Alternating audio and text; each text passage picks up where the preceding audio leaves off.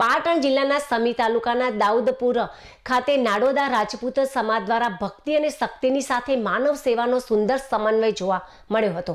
અહીં યોજાયેલા 44મા સમૂહ લગ્ન મહોત્સવની સાથે એક મેગા બ્લડ ડોનેશન કેમ્પનું ભવ્ય આયોજન પણ કરવામાં આવ્યું હતું, જેમાં સમાજના યુવાનો અને બહેનોએ ભારે ઉત્સાહ સાથે રક્તદાન કર્યું હતું।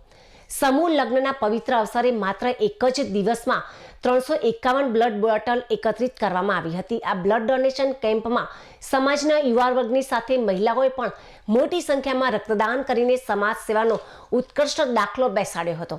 આ પ્રસંગે પૂર્વ ધારાસભ્ય કમાભાઈ રાઠોડ સહિત સમાજના રાજકીય અને સામાજિક અગ્રણીઓ મોટી સંખ્યામાં ઉપસ્થિત રહ્યા હતા।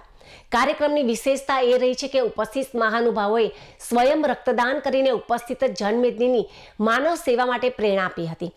નાડોદા રાજપૂત સમાજ દ્વારા આયોજિત આ કાર્યક્રમે સૌનો સાથ સૌનો વિશ્વાસના મંત્રને સાર્થક કર્યો હતો। સમૂહ લગ્ન દ્વારા સામાજિક એકતા અને બ્લડ ડોનેશન દ્વારા માનવતા સેવા યજ્ઞનો આ સંગમ સર્વત્ર પ્રશંસા પામ્યો છે।